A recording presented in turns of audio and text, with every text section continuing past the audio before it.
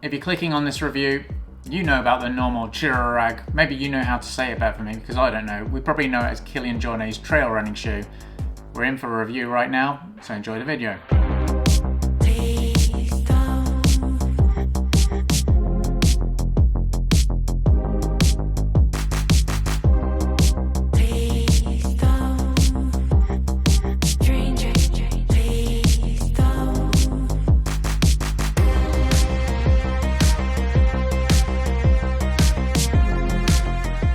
This has been a much anticipated weighted shoe that everyone's been like wondering how's it going to be. It's quite fun to be able to have tested this, you know, brand new shoe in the market. Nobody's ever had anything from this company, and yeah, that excites me about running. I've had this shoe for about 2 weeks now. I've done some trail running, some uphill repeats, some walking, some hiking, trails, on the rocks, all sorts of different things to get my testing into it. The cost of a pair was going to set you back about 180 euros. Wow, that is a lot nowadays. Got some really good things that I've really enjoyed running in these shoes. Quite surprised by some of the reasons why.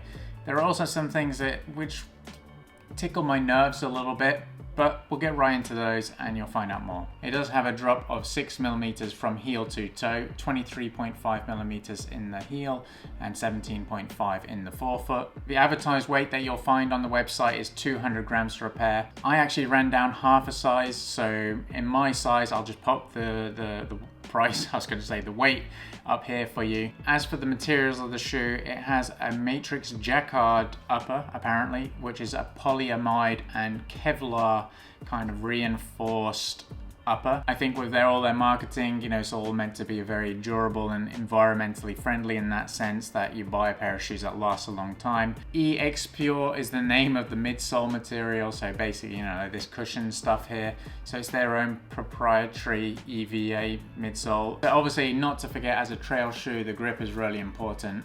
And the lugs underneath, it's got the Vibram light base, so the lighter version of the Vibram Mega Grip, and it also has 3.5mm lugs, and I believe 1, 2, 3, 4, 5, this amount of lugs total. In terms of all those numbers, yes, they're all great, but how does it perform? That's what we're really interested in. It's quite funny, it bears resemblance of quite a few different types of shoes and different reasons. Wide toe box, some people say it's a large cushioning. I don't think so too much nowadays if you look at most of those running shoes out there. It's quite an odd shoe to position because it kind of hits the spots that every shoe is trying to, you know, put in there. It's comfortable, it is performance enhanced, meant for those ultra distances, but I can equally see someone doing those shorter distances in it also. It has got these welded overlays that come around the side and across here, I guess to protect the toes and the fabric just a little bit when you're kicking on those trails, some rocks or roots and stuff. Got a nice soft-ish collar here for the foot to sit in and the heel, and actually gives a really nice lockdown I have found in the heel area. By the way, thanks for clicking on the video, I really do appreciate it. I know you're here for this, but because you like running, this channel is all things about running, so it would really help if you hit the subscribe button.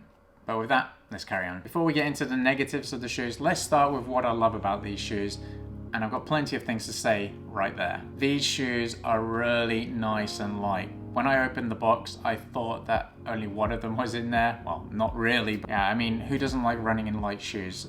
Especially when you're doing those long distance trails, it's nice to have something that's going to be a little bit more lighter underfoot. It has been extremely comfortable underfoot. Obviously, it's got all of this midsole underfoot. I don't find it too much, to be honest, especially in the forefoot, which is obviously where you are running most of your time. Going down hills, obviously you might be using a little bit of that heel area, which is good to have a little bit more stack height there. And the midsole is actually quite firm, I found. Not firm in a bad way. Now, sometimes I found, like in shoes like the Hoka Speedgoat 4, that when you have such a soft and squishy midsole material, sometimes if you're standing on a root or a rock or something, you can lose your kind of balance, or not balance, but the stability, let's say. The sole or the shoe just doesn't give way underneath you. You feel as if you have a little bit more control there. Not only that, but it's just quite comfortable. It feels nice, that midsole. Kilian has said, of course, he's marketing his own shoes, so he's not going to say anything bad. After he's run like 4 big races or something, the midsole still has the same effect as when he got them out of the box. And I can't see why not. You know, when it's got that durability, it's built to last a little bit longer for you. So paying 180 euros should last for a longer period. Well, that's what I would expect. To add on top of that, I mean, Vibram Mega Grip. Do I need to add too much more? It is a really good grip. It works well on wet surfaces, on rocks. It's very tacky. I really enjoy it. I'm a great fan of it. I think it's one of the best grips out there in trail running shoes to go along with Continental from Adidas. The upper is very well designed. There's no massive overlays. It's not got lots of weight weighing it down. It's nice and simple. It does the job clearly. And I've managed to get a nice lockdown as well across the midfoot. And this heel area really does keep the foot locked in there. I was a little bit worried because it is a little bit wider here and I've got a bit of a narrow foot, that my foot would be moving around. This is the whole reason why I went half a size down. I actually tried them on at the UTMB Village, and the 46, although that is my correct size, my foot was moving a little bit around, so I went half a size down and I still had that one thumb's width at the end, and that has actually worked pretty well and I'm not having any problems. I find them really comfortable. But this is one of the things where I have a negative to say about it, but we'll get into that in a moment. It has no insole at all, and you actually just sit right on top of that EVA pretty much, and that's quite funny for me. As the first running shoe I think I've run in without an insole, and I was a little bit, is it a good thing or a bad thing? At first I thought my foot was a little bit uncomfortable, but I don't believe so. I think it's been comfortable just like that, and the reason why they have no insole, well, this is what I've read on their website, is the fact that it reduces any more slippage that you might have in the shoe. As a result of that, that means less blisters, because blisters do occur when you have rubbing or some like rubbing against the side of a shoe or movement within the shoe. Don't know why more shoes brands aren't doing this. It's just one more thing to put in the shoe, one more thing to get wrong, one more thing to pay for, let's say. So if the shoe had an insole, maybe it'd be 190 euros, who knows. But actually, it's been comfortable enough and I like it. It might be a real small thing, I know, but sometimes in some shoes I don't like the laces, and with these shoes I like the laces. I tie them up and they stay, you know, tied up. That's what we all expect. And I'm happy it's not some, you know, smart closing system or something. Laces work just perfectly fine for me, and that's what I prefer. You can, you know, micro adjust, I believe, a little bit more. You can remove one, you know, here if it's a little bit, you got a hot spot there, or you can do like the double knot at the top. I think it's just a lot better having laces. When the shoes are shipped over to you, they come in the box, right? Yeah, and then inside that box, there's normally the shoe box. With this one, the shoe box is the shipping box. So we've automatically eliminated one box right there. So it's a nice little environmental touch. It's not just about like the shoe itself, but when they're shipping it and, you know, their whole process, they're trying to be environmentally friendly.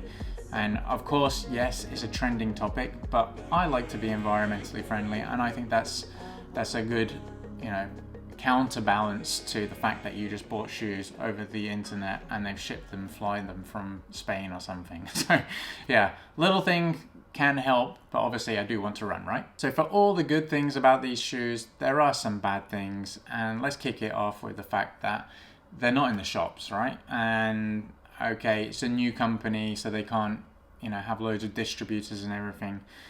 But I always find it's a little bit of a pain that if you want to try it on, you have to order a pair and you don't know the right size, and if it's the wrong size, you have to ship it back.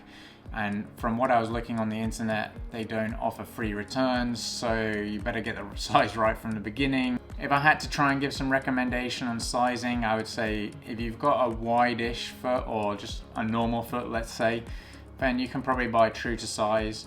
But if you've got a little bit of a narrow foot, maybe consider, you know, going half a size down. But, you know, I think refer to the website and ask their customer service. That's probably going to be the best bet there. Not sure if it is a negative. You know, I like the midsole, I like the upper, I like the fit, I like the laces. It's the heel area. So the heel area, what I'm talking about here, is more so on the sole here. So the surface area here. We look at quite a lot of trail running shoes, I think, for the people who are, do the daily trainer, this is not. This is, I guess, based for a racing shoe in a sense, that it is a little bit wider through here, which gives a bigger platform for stability. For some people, maybe if you're not, if you're new to trail running, maybe this would not be the shoe. I know they do have a different shoe called Tomir and maybe lots of other shoe brands as well, but this is probably geared to somebody who is already doing a lot of ultras, already does a lot of trail running, and is very confident out on those trails.